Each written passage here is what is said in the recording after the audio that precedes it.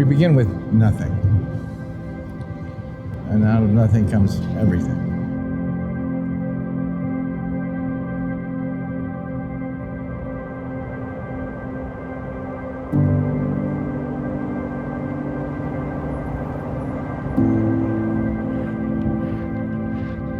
A few years ago, I did a theme called Beyond Belief. But I decided to reprise it with the emphasis on not belief or questions of faith, but on actions and ritual. And specifically, I was thinking of the Oracle of Delphi in ancient Greece. And one of the mottos there was aimed to be associated with the philosopher Socrates, and that was know thyself.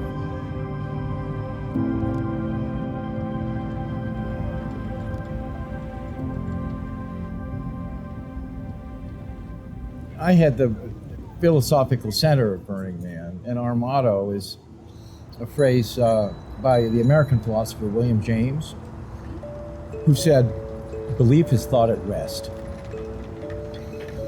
And if you don't make room for the unknown in your world, you'll probably end up by trapping yourself and cutting yourself off from the world.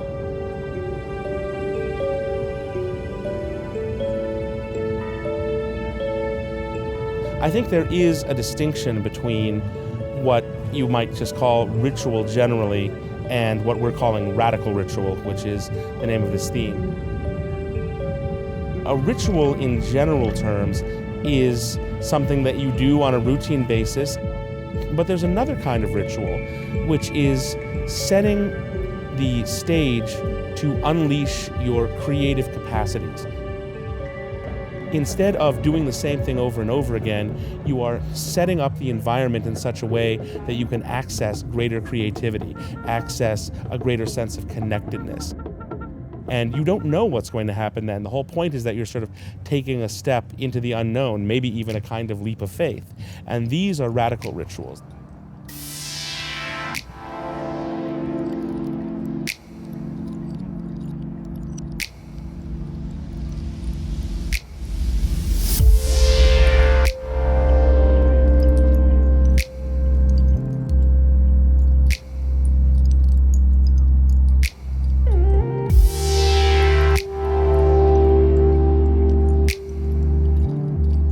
Since I can remember, the first act is to locate with the GPS the center from which the entire city is surveyed. And what that results in is that as people walk down these radial streets, the man is always hovering before them. And indeed, every turning, every dimension of the entire plan of the city derives from that infinitesimal space.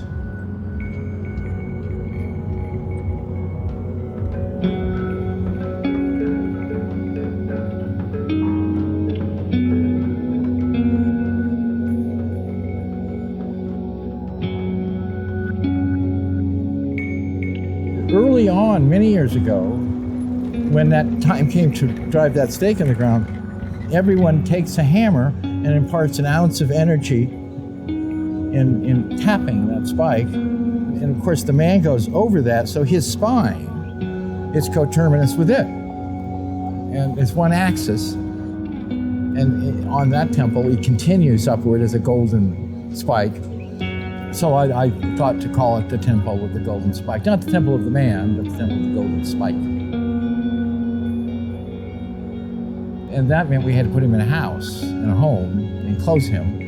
Then there was much controversy about that.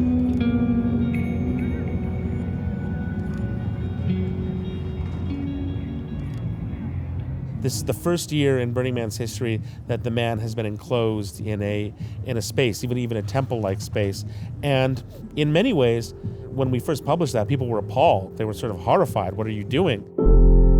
At the end, there was an argument we had. Well, leave it open so you can see the whole figure as you move toward it. But I said, no.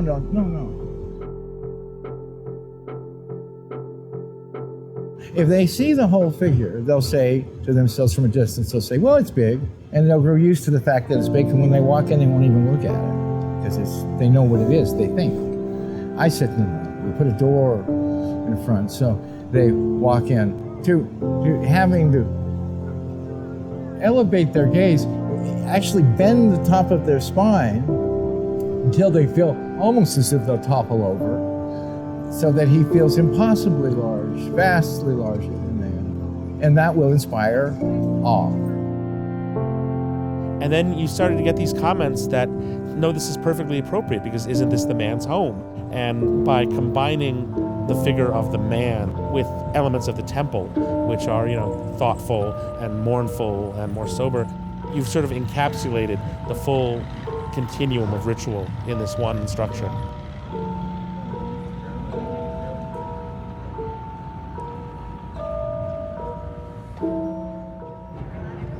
Radical has multiple meanings, and the one that most people are most familiar with involves, going for broke out there. But it also means, in a very basic sense, what is fundamental to. This theme has triggered a lot of responses in people, and the real key question here appears to be, how much attention does it get you to pay? Rituals, our daily rituals, do have an effect on us, do have a power on us. There are many things that if you aren't prepared to see them or notice them, you don't notice them at all.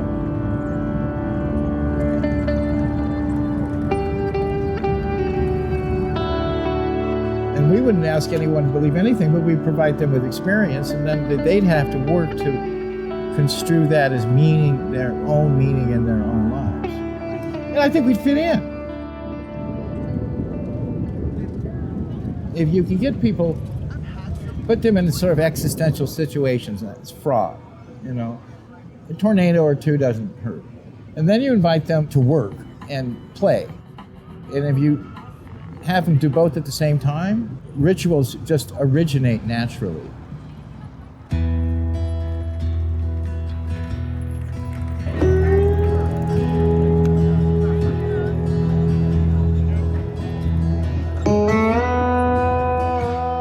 Labor takes you away from your ego, and play frees your imagination from incessant self-concern. And combine those two things that make you self-forgetful, and you'll inherit a lot of spirit and soul. And then what happened in instance in time, rituals just originate naturally.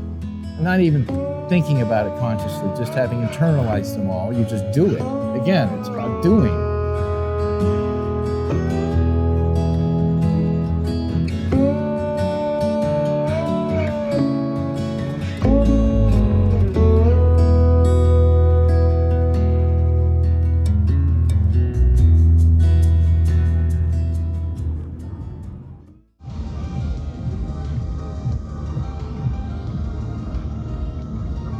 I had been very inspired by Burning Man art and wanted to contribute a large-scale installation of some kind. And the question was, what could we bring to the playa that might be missing? And so that's kind of where the idea for the tree came. And we were doing some research online and found the tree of Tenere, which was a tree that grew in the middle of the Sahara Desert. And it used to attract desert traders and travelers during their journey across the Sahara.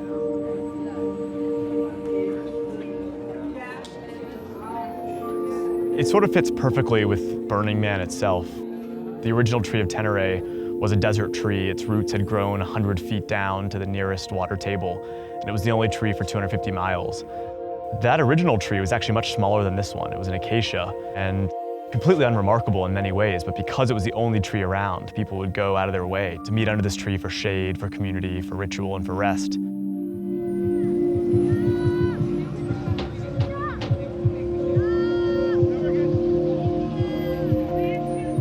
We thought that putting a tree in the middle of the desert might attract, large communities of people, not just to climb, but also to interact with the tree and perform rituals.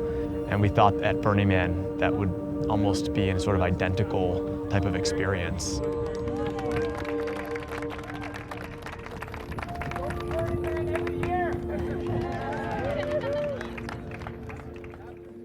We never actually saw the full thing put together until we came out on the playa to build it. The tree came in 40 pieces, and we had to string 3 miles of wire for power and data before we could assemble the limbs and put them onto the tree and put all the leaves on. And that took 3 or 4 days alone. It was a really, really difficult process.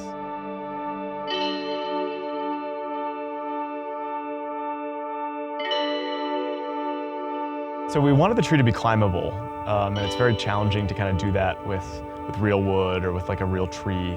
So we decided to make the tree from a steel substructure, which is strong enough to support 60 climbers.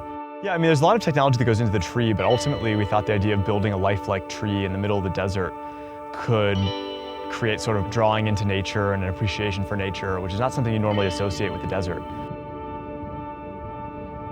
Now, this tree, if you saw it in your neighborhood or in a park, you almost wouldn't even notice it. But when it's the only tree around, it sort of becomes a magnet for people. I think we were all very happy with the result. It sort of almost felt like it took on a life of its own.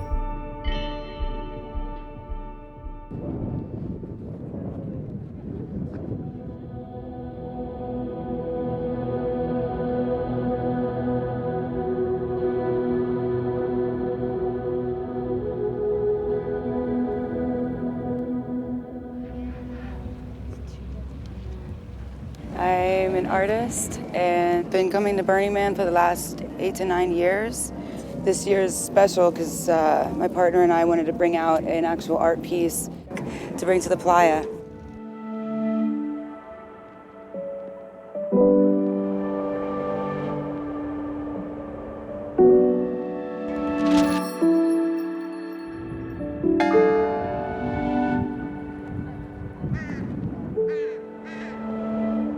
So in 2015, Lake County had a wildfire that raged through the whole county and burnt over 100,000 acres of forest land, including my place.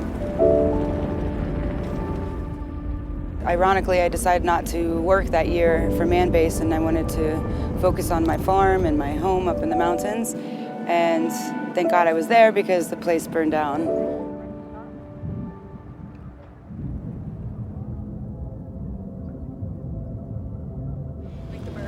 No, it's a raven. It's a raven? Representing the magic of the unknown. You fall into the unknown, you never know how to get caught. Oh, I love that. It's a memorial for the Lake County fires. Burned down like hundreds of thousands. So the place where we've created all this is called Raven's Landing.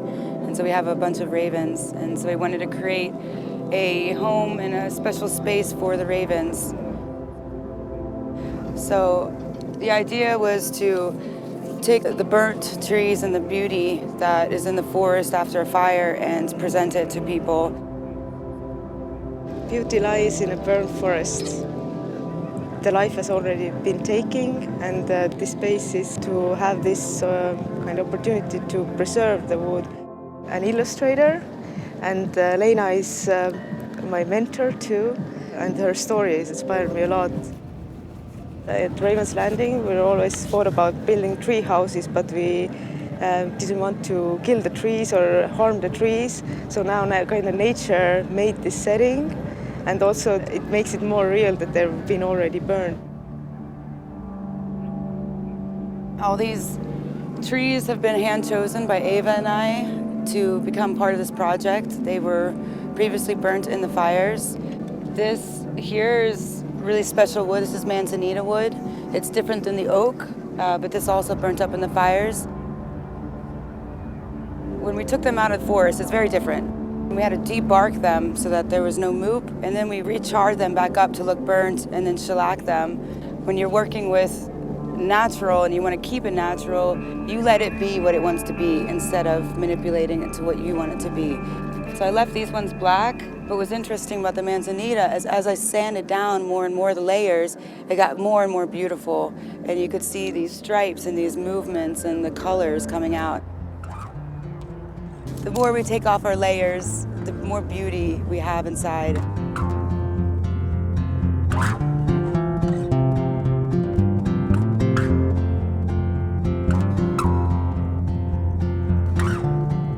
Hopefully people realize when they see and understand the story of fire and losing everything, but being able to look past all that and create something. 2 years ago, I had nothing. I didn't even know who I was in a way because I lost everything. with the help of Burning Man organization and the grant that we were able to create beautiful artwork to bring to the playa for thousands of people. I know there's a lot of people still holding on to the idea of their loss, and hopefully something like this will kind of give them that inspiration to let go and move on.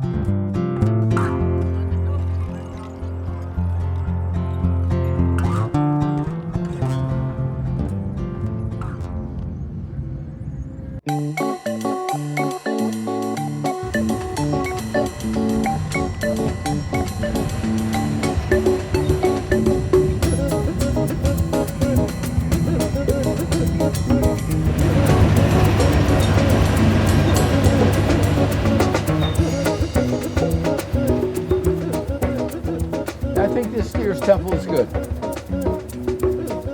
And you know always, if it's no good, burn it. Left trouble behind, and you know that notion just crossed my mind. 72 years old. Is that the question? No. My name's David Best, and I'm in Nevada at the Black Rock Desert. And I'm in a bust that I made at the World Wood Day in 2017 for Long Beach, California. It was funded by Wood Culture, and I've brought it from California to Nevada.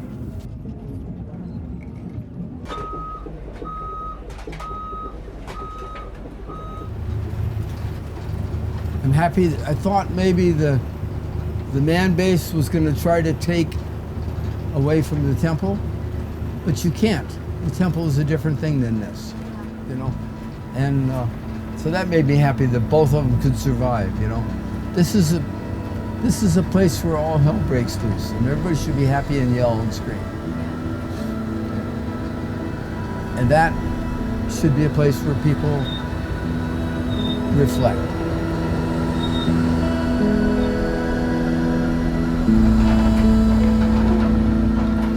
Everybody has rituals, you know? When you get up in the morning and you brush your teeth, that's a ritual. You know? You get home at night after work and you take off your clothes and you sit down and you have a cup of tea or a drink. That's a ritual, you know?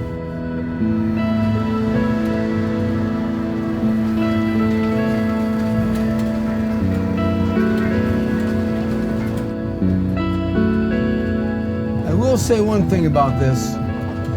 There's nobody being stabbed out here. There's no one being stabbed or beaten. And you're safe to be gay or black or transsexual or have big breasts or little breasts. You're safe here. It's a community that respects that diversity. And that is pretty unique here. I've come to the conclusion that putting a bunch of crosses on something, or Buddhas, or Stars of David, or Islamic prayers, does not make a place sacred. You know, that's religion. And something sacred is something different than religion.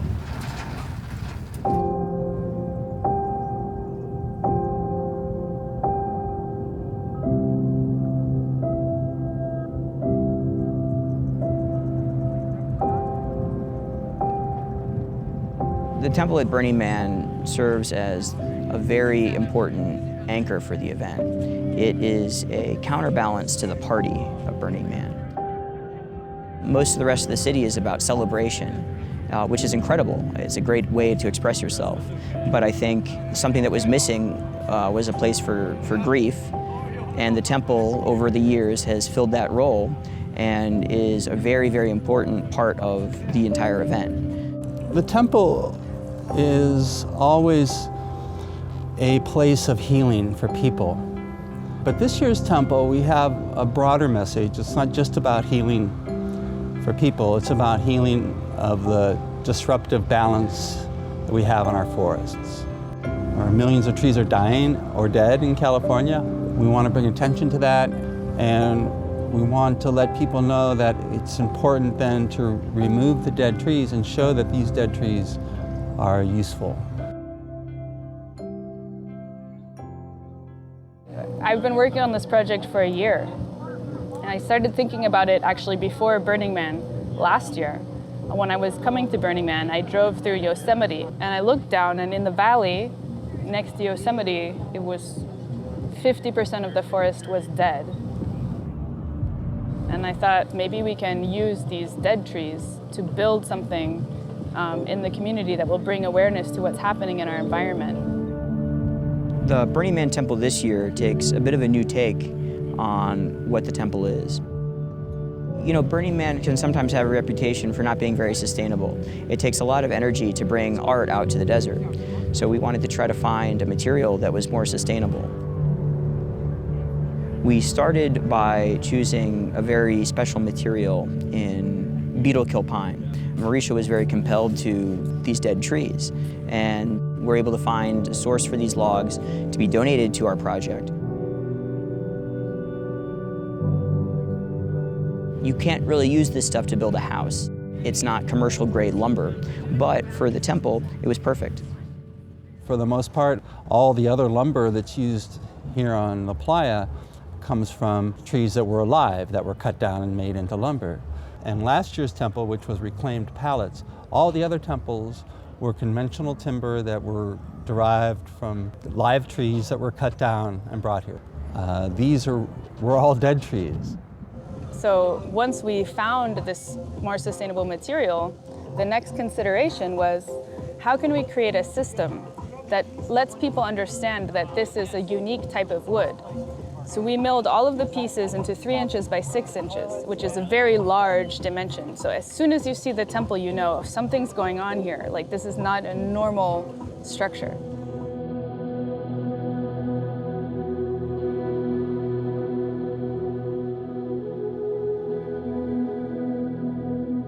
The temple this year is in honor of nature. So it focuses your energy on the sky, and it's like a portal to let things go.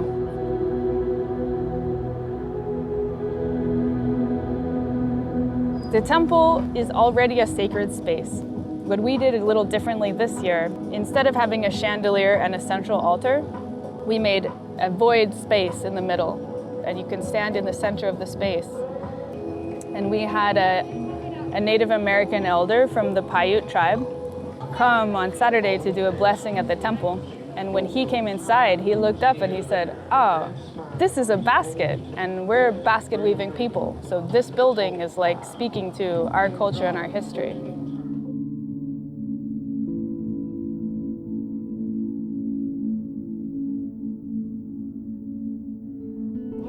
When we open the temple, it feels like the temple of the temple crew. And I went back the next day, and it was already covered with offerings and writing, and every single piece of wood and every altar had a message.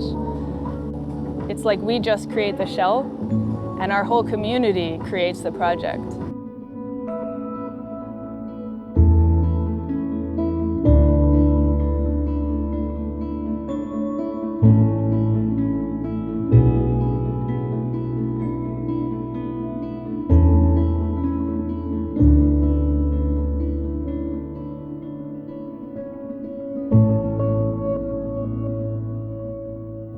The temple this year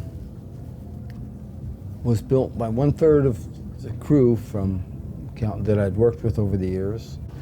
The temple always affects the community because it's a place for forgiveness and reflection. So they know the rule. They have to make a place that's sacred, and they're treating the material as if it's sacred. I think they've done it. You know, I think they've worked really respectful as a crew, and they built a temple that's totally like theirs and not like mine. Do it better though, right? Last year we used reclaimed timber to build the temple. This year we're taking it up a notch, and we're actually built a whole temple out of dead trees. No live trees were cut for this temple.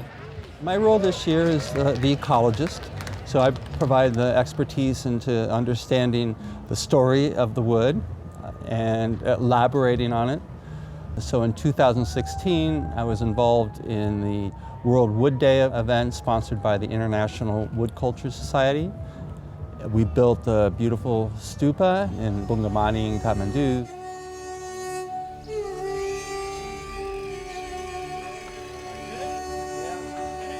What's really important about the Nepal Temple and this temple is that there's a story behind the material. In Nepal, it was reclaimed wood from earthquake rubble, and in a way it was hopefully using that wood to rebuild connectedness and hope for the people who are severely affected by the earthquake there.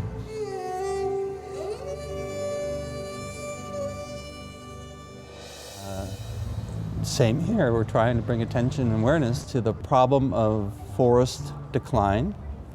In this case, what we're doing is we're trying to then take it up even a notch, not just reclaim lumber, but dead trees, and let's build a temple. So what happened in Nepal probably started something. And in fact, we're already getting people contacting us going, you know, we want to learn more about how you got the wood and how you used it, because it's a much more ecologically sound way to build here on the playa than to use live tree. I think we raised the bar. You know, there's been a lot of incredible temples built at Burning Man, and some of them have explored sustainable materials, some of them have explored new designs, and I think we really worked hard to raise the bar in what sustainable material means. And I think this is a really important shift. How can we create a more sustainable event? We can't have a model just for culture. We also need a model for ecology. Anything we do, any activity humans do, requires resources. Burning Man has a lot of wood, right? Lots of wood. We've just shown that we can use dead trees. We don't have to cut down live trees. That's ecologically much more beneficial for the environment, to utilize dead trees. We've just proven the concept. That's a beautiful message that this temple is trying to get out.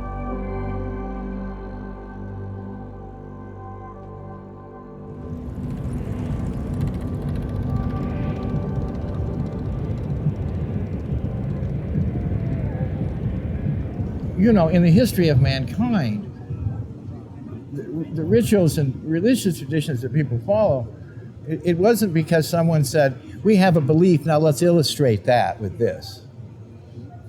No, it's we have an experience, and that leads to an action.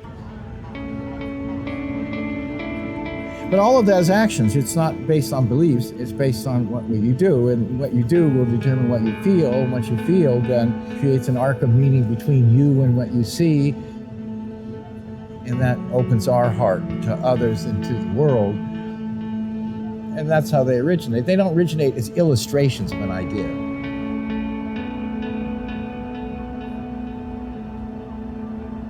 Well, a lot of that kind of ritual, what I would call radical ritual, involves things like exposure to nature, involves things like engagement with art, and Burning Man combines all of these things to a great degree. And so you have play, you have art, you have the stark beauty of nature, you have yourself engaging in activities, and all of that combines to create an atmosphere where it's very easy to find yourself outside of yourself, experiencing higher creative powers or just connecting in a different way with other people.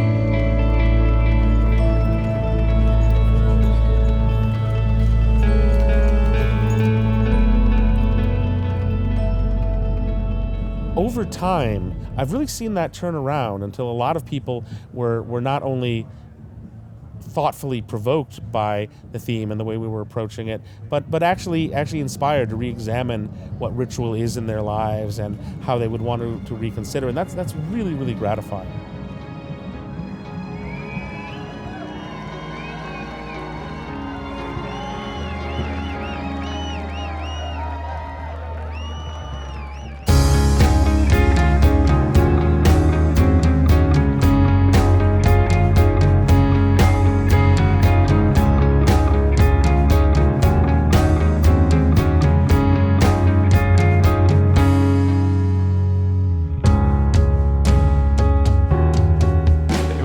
wonderful to come out here at night and see so many people under the tree that you almost couldn't fit. I think most people thought it was a crazy idea.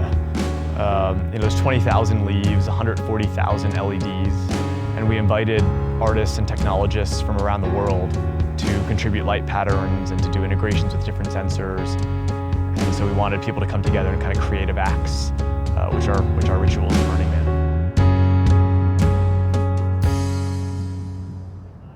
And then all the participants who came and interacted with the tree and enjoyed it are all part of the story of this.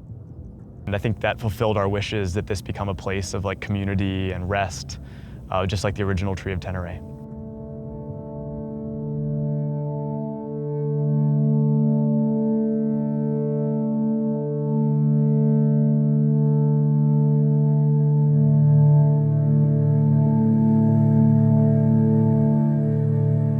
Faith doesn't mean you have to be empty-headed, but I think that we should regularly remind ourselves to be humble. Because if we think we can understand the universe with our little constructed thoughts, we're wrong. And we should regularly tap ourselves on the shoulder and realize there are things beyond you that you don't know. But if you're receptive, you might gain inspiration. If you gain inspiration, then you might create something. And then people say, where'd you get that idea? And you'll say, I don't know, it just came to me.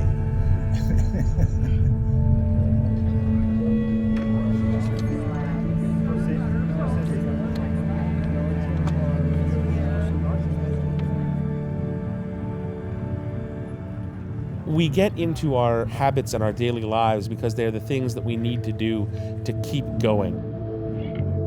But why do we live in the first place? What is it that makes life so engaging and rewarding? And I would say it is the kind of activities and mental states that are involved in either creating or experiencing radical ritual, acts of creativity, acts of human connection, acts of establishing a rapport with something greater than yourself.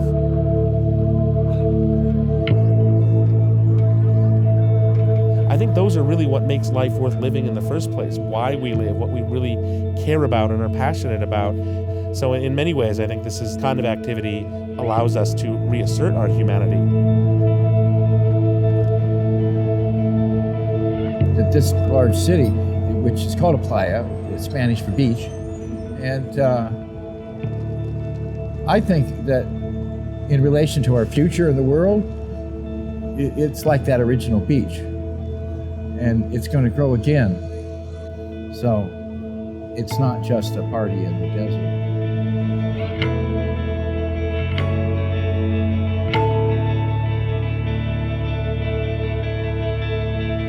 And of course, we'll leave no trace. When we're done, it will be as if we were never here. And we have to do that so we can do it again. It's ritual.